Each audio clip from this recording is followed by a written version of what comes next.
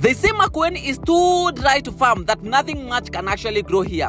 But today, we challenge that narrative, not with theories, but with action. I currently do farm products that are accessible to the Nairobi markets, and also we have chili that is going for export market. In this episode of Farming is Fun, we meet a young visionary farmer, fresh from university as he was starting with only 10,000 Kenyan shillings and a heart full of determination, who together with his wife, they have transformed a barren piece of land into a powerhouse of productivity. We are making the source of Africa to bloom. Use both old and new technologies to improve our livelihoods and to make things really work. His story isn't just about farming, it's about mindset shift, youth leadership, climate-smart agriculture, digital innovation, and real transformation. These are the pillars that SMACHS Foundation stand on. One thing is that we don't have dry areas. What we have is dry minds. So they need to open up their minds. So before you scroll away to say that farming is boring, give us a few minutes to show you that what happened when a Gen Z decides to dig deep and grow big. I am Kelvin Njuguna, your host, and this is more than just a farm visit. It's a journey of hope, passion, resilience, and purpose. Welcome to Farming is Fun.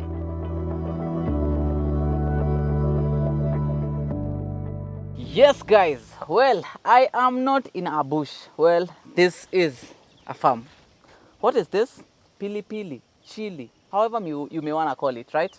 Yes, I am here at Ripe Agro, a farm all the way in Makueni County, where we want to uncover the story of hope. Where I was told, when I came here, I thought this land is so dry, but I was told it is not dry, because I asked them, how do you actually ever build such a successful farm in such a dry area? They told me the area is not dry, people's minds are the ones which are dry. So welcome and take us to the farm.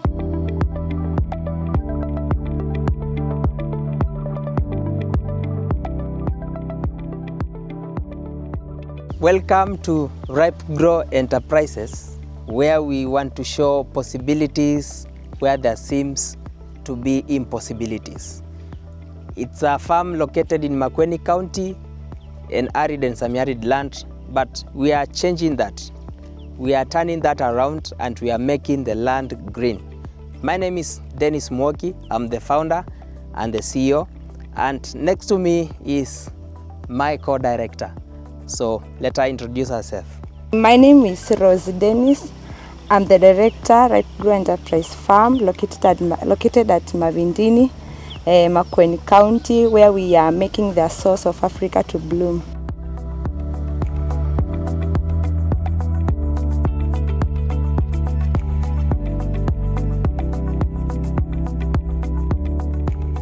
Yeah, so welcome to the story that will give you hope, the story that will change your attitude toward everything that you handle, especially when it comes to farming and farming in the arid and semi-arid lands of Africa at large.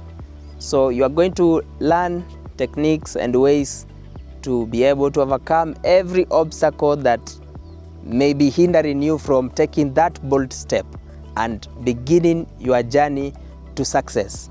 All it needs is the faith of a mustard seed. It is small, but once it sprouts, it grows into a big tree. So, karibuni sana.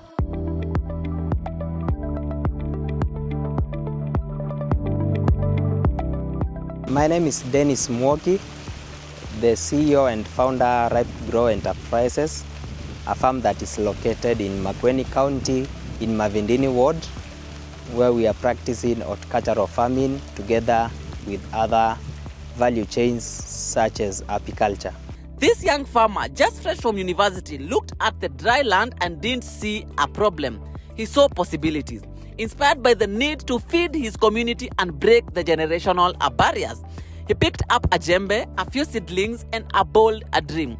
This story perfectly aligns with SMACHS Foundation's pillars of mindset shift and youth inclusion. I've grown in Mavindini, and that's in Makueni County.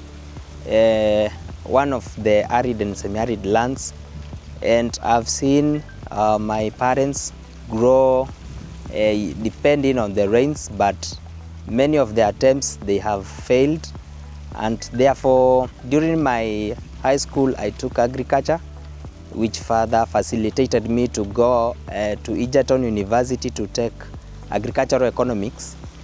And I decided to come and do things differently from the information and the knowledge that I received from my education in the college. So I decided now to implement that knowledge and to make the lives of our people in Makueni County better by showing them the opportunities that are hidden in these places.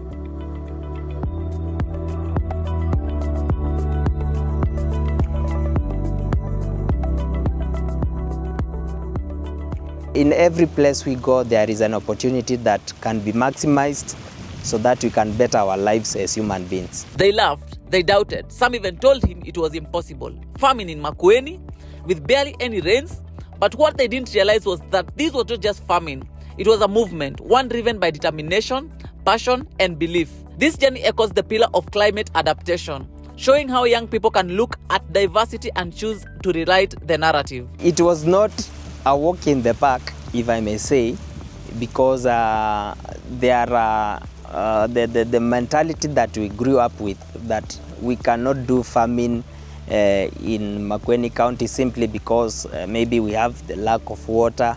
But I think the tragedy is lacking a solution to every problem that you face. So yes, I face challenges from the people we grew with, because they saw it as being something that is so impossible. But I thank the county government of Makueni, because in the year 2017, I was one of the fortunate youths who were taken to a farm in Yata that is run by Bishop Masika, which is really a model farm that inspired me to know that even in the dry areas, in the dry places, we can still use both old and new technologies to improve our livelihoods and to make things really work. And for sure, things have worked, and people now are seeing that indeed where there is a vision, there is a will. So it's that the vision of pursuing and being persistent and researching and visiting other farms to see how things are being done that really motivated me to keep on pushing, keep on pressing, and at least I can say that we are at some point and the journey is still there, so we are pushing hard and learning each day.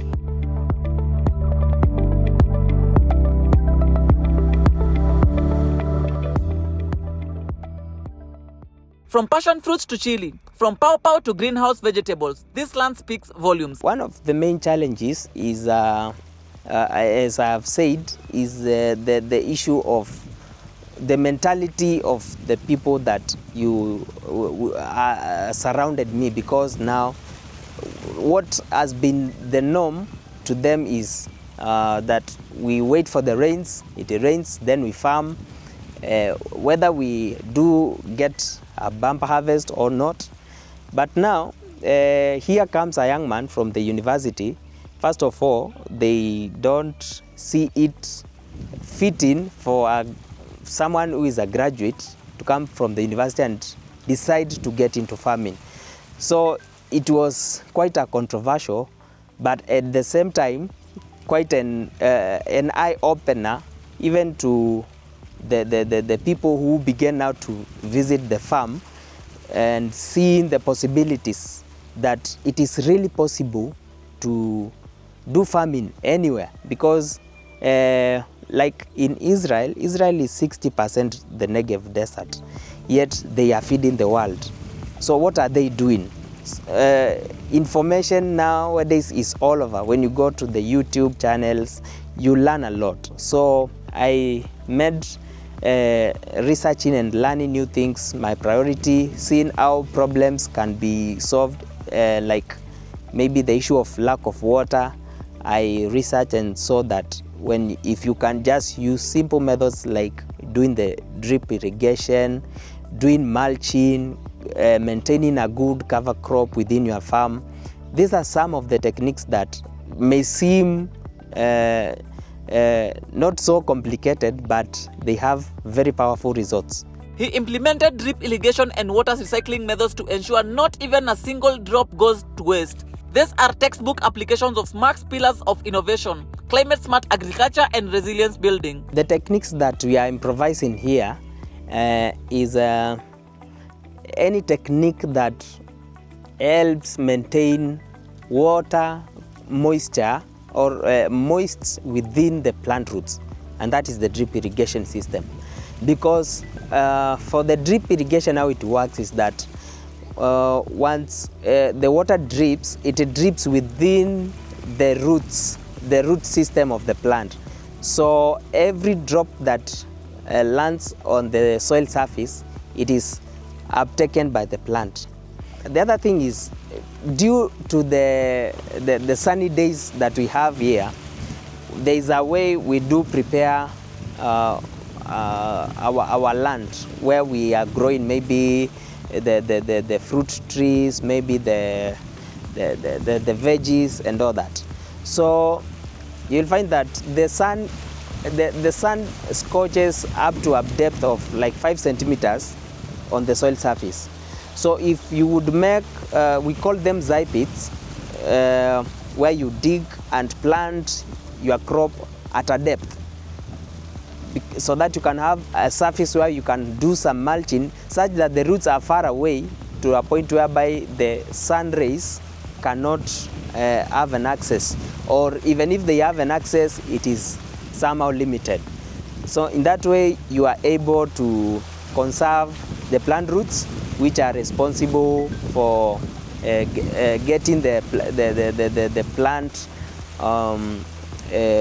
moisture for its growth. Another thing or another idea is that once the mulch that you have placed at the base of the plant, once it rots, it develops a good organic matter that further substantiates and helps to hold more water, as well as supply the plant with the necessary micro and macroorganisms that are responsible for nutrient translocation from the soil to the plant. So it is these methods that are really helping us to cope with the harsh conditions of the weather down here. We are also having farm ponds whereby we collect surface runoff during the rains, because it rains in these places, but the water is it gets to the spillways and to the rivers and goes to the Indian Ocean. So we have to capture it before it proceeds to the rivers, and to have storage facilities so that every drop of water, you make it to count. Great farms start from the ground up literally. In Makueni, where soil nutrition is a constant battle, he turned to organic composition, vermiculture, and even crop rotation to boost fertility naturally. What's incredible is how he's managed to implement this without relying on heavy chemicals, preserving both the environment and the health of his consumers. Soil fertility, maintaining soil fertility is so prudent, especially where you are doing irrigation farming. So one of the things that we really advocate is, first of all, we need to use organic manure, well decomposed organic manure, and we need to have our farm, or rather the soil surface within the farm, we need to have it covered, because you need to treat the soil as a living organism. And this is what I mean. For example, for us human beings, we have the skin that is covered with a little fur. If you would shave the fur within your hands, then you will maybe face extreme coldness, or you'll experience extreme hotness, depending on where you are. So we need to treat the soil as a living organism. We need to do what in agriculture we call minimum tillage or minimum disturbance of the soil. Because once you disturb the soil, one, you are affecting the microorganisms that are within the plant that are helping us to maintain good soil aeration. Because remember, the soil, I've said, it's a living organism. You need to treat it as a living organism. You need to take good care of it. You need to feed it so that once you feed it, it will be able to feed your crops, right? So in maintaining the soil health, it also needs you to do a lot of agroforestry. Like in our farm, we have done more than 1,000 plants of the species called Gravelia. It's a hardwood plant, but its leaves are very good in forming the soil mulch and also good for organic manure. That is the soil cover. That's what we use to cover our plant, our farm with. That is the soil surface, so that we can really prevent the soil. Farming is no longer about the horse and sweat alone. It's about data, strategy, and tools. This farmer has embraced greenhouse tech, weather tracking apps, solar-powered water pumps, and social media marketing. All these innovations have not only increased yield but also improved planning and income. This is the face of digital agriculture. I have incorporated technology in my farm in that one, I use a solar-powered pump to be able to pump my water from my source of water to the tanks. So one, it has helped me to reduce the costs of fuel, and also to preserve and to conserve the environment. And secondly, I do use the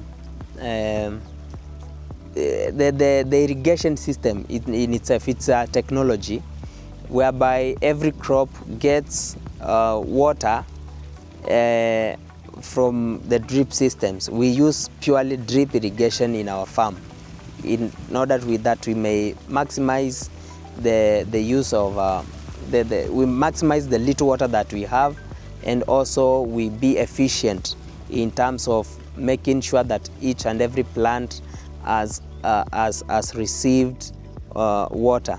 We further have a system, it's called a fertigation system, whereby any plant nutrients that we need to apply to the farm, we use that, it's called a Venturi injector pump. It is used to mix both nutrients and water, such that every plant that is receiving water through the drip irrigation, it is receiving both water and nutrients after it has been mixed using that Venturi injector pump. Yeah, so the other technology that I may say that we are employing is we are using greenhouses to generate our seedlings. You know, seedlings are very delicate, so you need to have somewhere that is confined, that is free from pests and diseases, that has a controlled environment, that is in terms of the humid that is present, the temperatures, all that, so that you may raise healthy seedlings for your crop. We also doing hydroponics farming for the tomato, whereby you grow plants without using soil. You use a medium called pumice that is effective in conserving water, and also it's free from soil-borne diseases.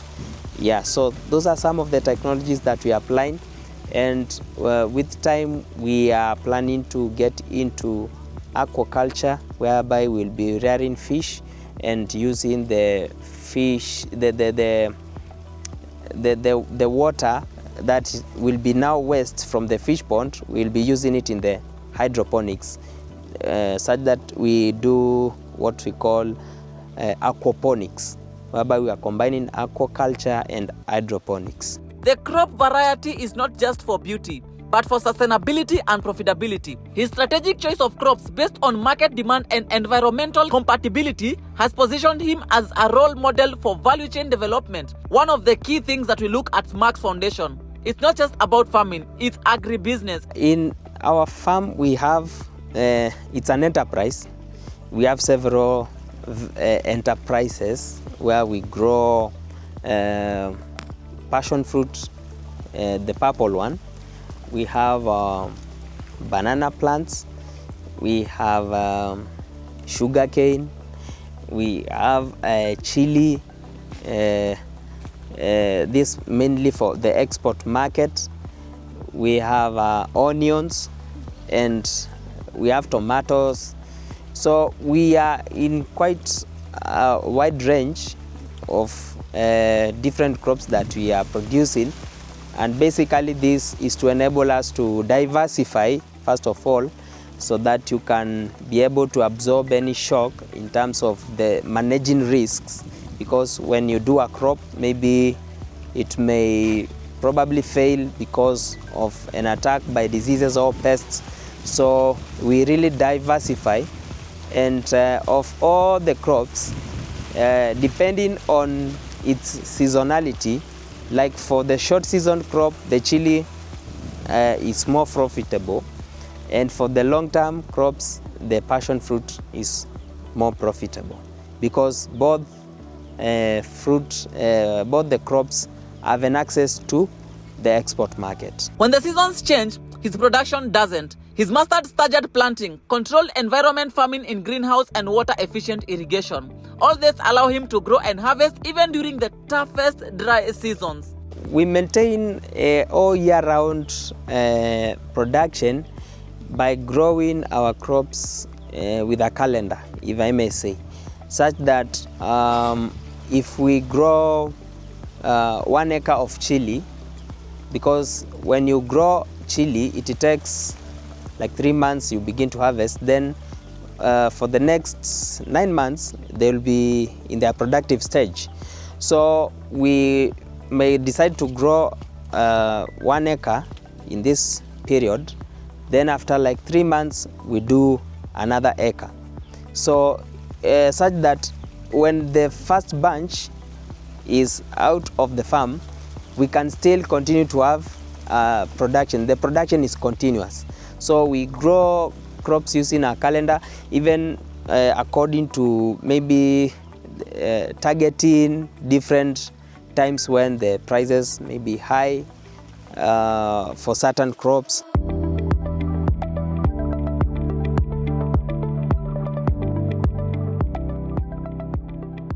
The common pests that are in these regions come in two phases. In the first phase is when we are having dry season, or rather when we are experiencing high temperatures, and these are the thrips. Those are the common pests when the temperatures are quite high. So what we do, we have both organic and inorganic ways of controlling these thrips. One way is to maintain a clean farm, and as you can see, we have really maintained our farms. We do our best to make them to be weed free, because these weeds are the hosts to our pests, which are undesirable to the farmer.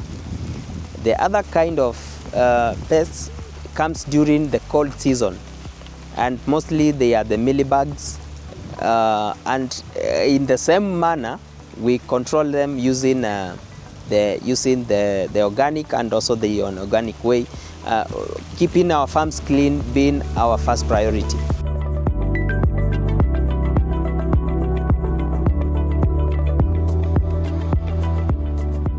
And for the diseases, the common diseases we face, we have the anthracnose that really affects the passion fruit.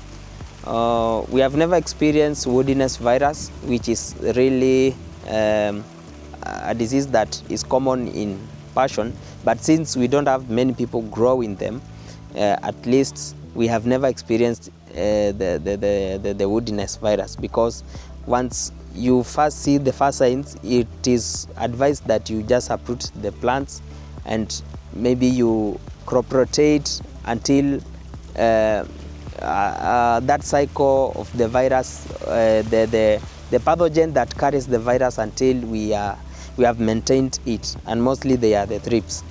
So that may be the anthracnose may be the disease that maybe we have experienced in our farm. We also have early and late blight that is mostly experienced in tomato farming, but with proper control measures, you are good to go.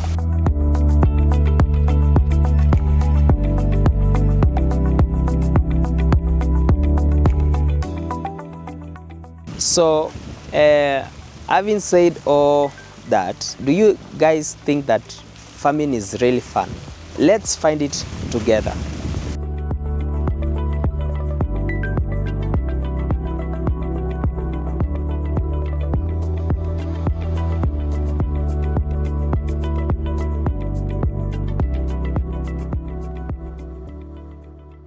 I know one of the key issues that really comes to the mind of every young person is, if I want to begin a business, where am I going to start from? There is a barricade that young people put across their journey to business, and that is, where am I going to get the finances?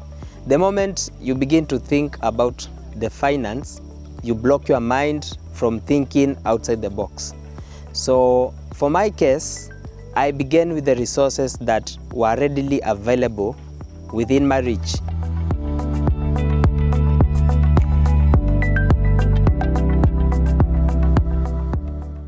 At times we spend money lavishly on things that are not really profitable for us and our life. Maybe we may spend a lot of money on things like mobile phones, yet that money that you have as a young person is the seed that you need to grow, so that in the future you may now begin to reap the fruits of what you planted.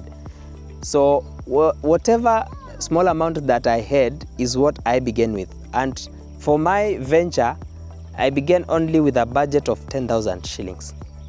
I know most of us have funds that are maybe 4 times as much as that amount, but we go for the things that make us look like we are rich, instead of first investing on the little that we have. So that's how my journey began. I began my farm by acquiring seeds for papaya, the hybrid seeds. They were costing about 3,000, 2 sachets that totaled to 100 plants. So that's where I began from. The other amount is what I used to acquire the drip irrigation system, which acquired around 5,000 by that time, and then labor 3,000. So when you do the calculations, I began the business with only 10,000 shillings. But from that time, I enrolled to, it was a government-sponsored education on business development.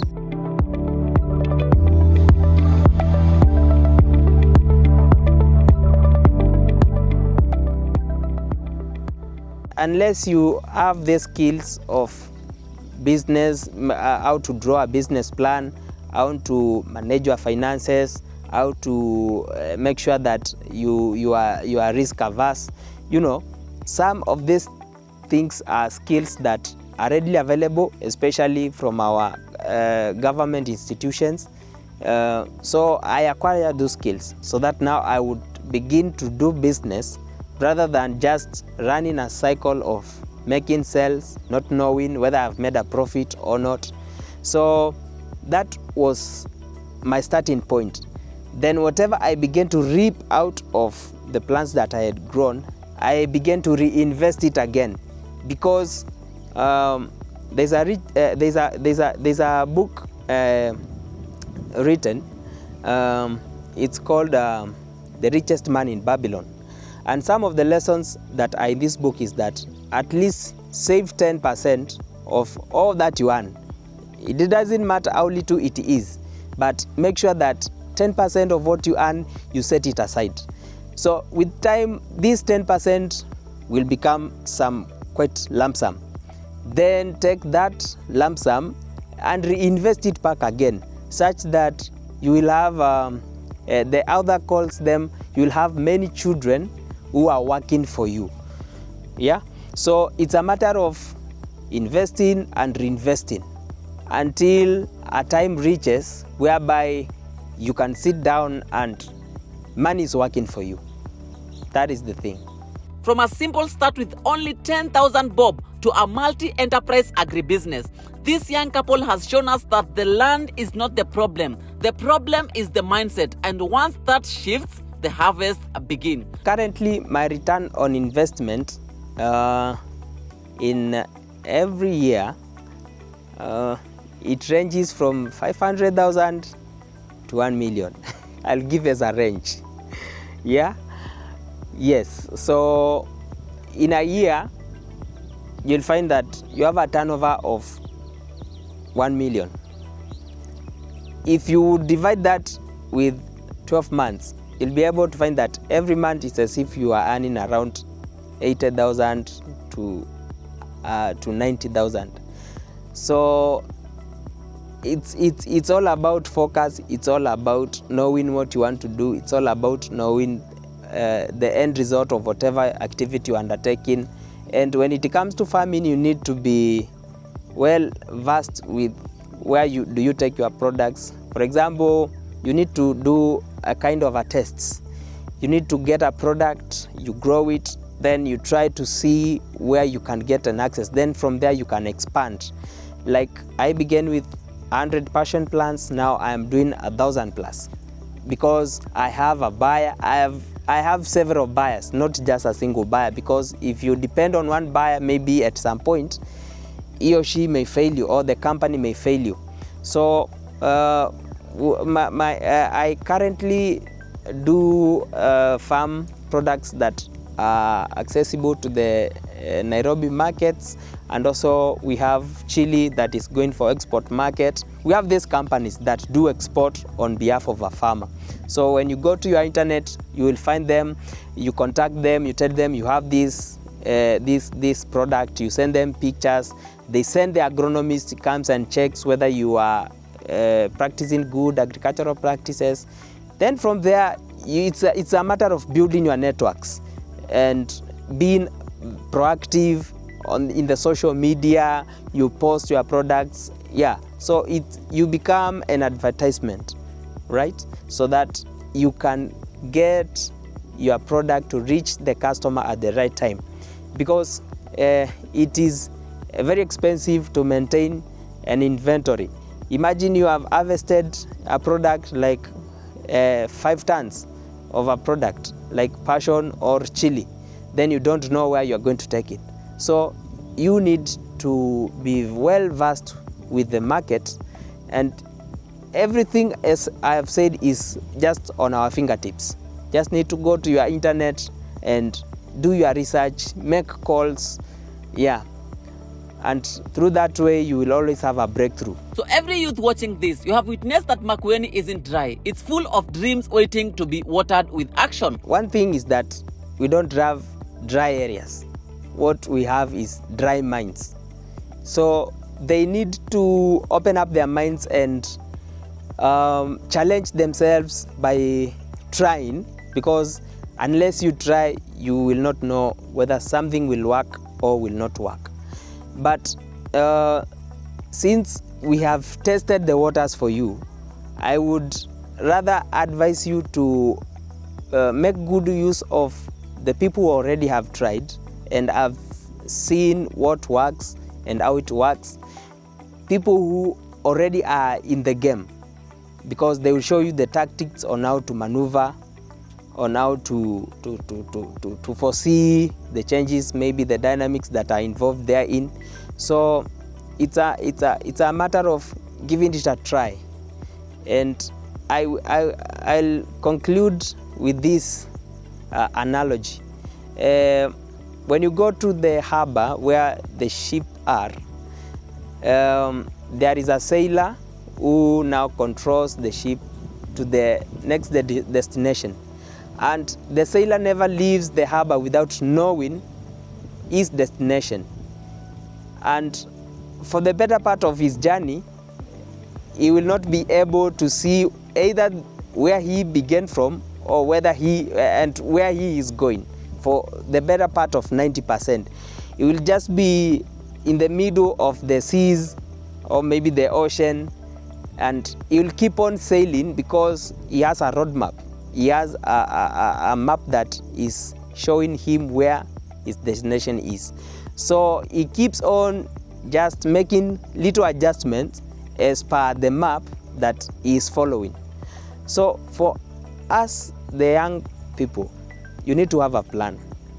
And the plan that I'm talking about is not the plan that you have in your mind. You need to have a documented plan. You need to make your plan a tangible asset, because it's really an asset that will help you to navigate successfully to a given and a predetermined goal. Because unless you have a goal, then any route that you take, it will take you to a certain goal, but it's not your goal, it's somebody else's goal. So it is very prudent for us, the young people who have the energy, because our parents are aging.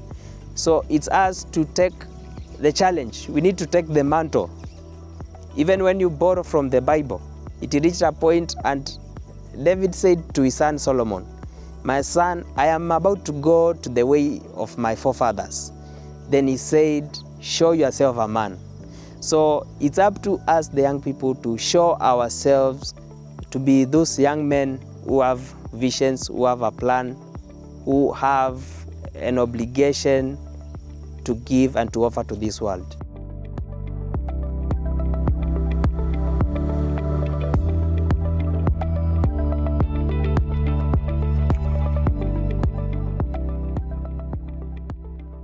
Well, the biggest mistake that people make, whether being young or old, is whenever they go to the market, they see a product, it's selling, the prices are high. For example, onions, if you go to the market, you find that a kilo is going for 200 shillings. Then you say that I want to go to farm onion, and you go and buy the seeds, you prepare the land, you grow. So it's not about how much the product is costing at the market. You need to know the market dynamics, because every person is thinking the same way you are thinking. So if you say that you are going to farm a product because it's already in the market and it is costing high, then you are disadvantaging yourself, because within 3 or 4 months, especially for the short season crops, the prices might go down. So what someone needs to do is first of all look at your locality, and as I've previously said, you have a plan, and in your plan, if you are going to do horticulture or farming, horticulture involves the growing of fruits, the growing of crops, the growing of vegetables and flowers, maybe in the zones where flowers do well for pyrethrin and all that. So you need to have a plan where you have long-term plan for long-term crops, then a short plan for the short-term crops. The role of the short-term crop is to help you to be able to sustain yourself as you wait for the long-term crop. And it is the long-term crop that has a wider margin in terms of when you make your sales, it has a wider margin as compared to the short season crop. So the short season crop is purely meant to make and to help you maintain your farm as you await for the venture, that is for the long-term crops like the pixie farming, like the passion fruit, like banana farming, you know, those are crops that take a year plus before they begin to reproduce. So you need to interchangeably grow those crops with maybe tomato. You need to do maybe chili, those short season crops that take 3 to 4 months. You need to do some spinach, some sukuma wiki, that will help you even to cover your working costs, the labor cost and all that. He's not just farming, he's feeding the nation and setting a benchmark for what young people can achieve when they mix brains with the soil. One is the way one can begin small and continue to increase maybe his farm and his venture is by beginning small. You need to begin from somewhere. You don't climb a tree from the top. So you need to take your time and have a plan. Begin with I'll call it a pilot case, whereby you, if maybe you want to do passion, don't begin with 10 acres, no, because you have never grown them before. You are not, maybe even if you have an agronomist, that agronomist cannot advise you accordingly because he or she is not there full time. So you need to start from somewhere. You need to move and visit farms that have done something. Then you begin to do it slowly and slowly from time to time. So it is very, it is a journey. It is a journey. You begin from somewhere. You begin from some point. Then you go expanding as you gain experience, as you gain knowledge, as you overcome the challenges that you may face from time to time.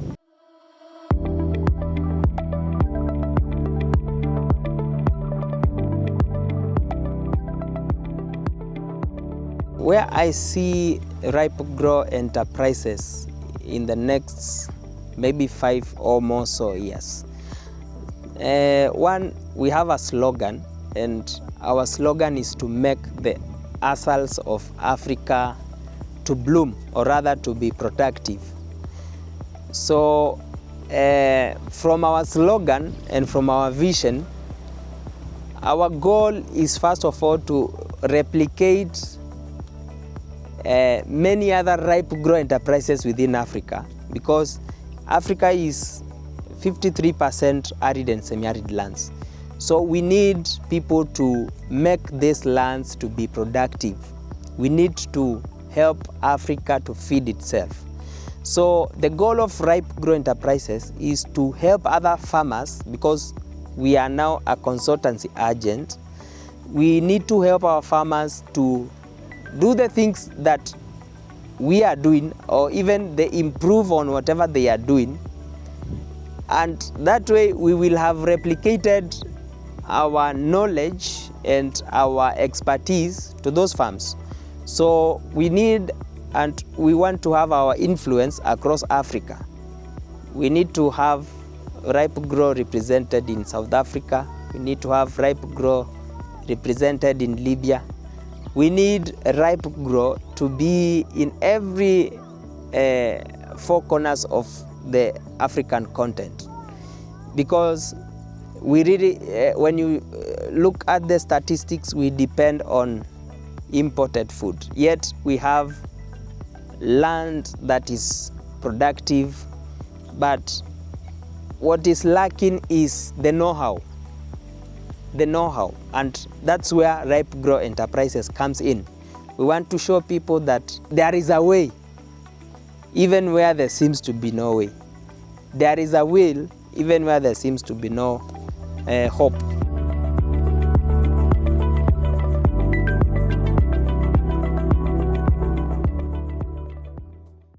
As we came to the end of today's video, for sure I am motivated, for sure I am inspired, for sure I am challenged to take action today as a young person of this country.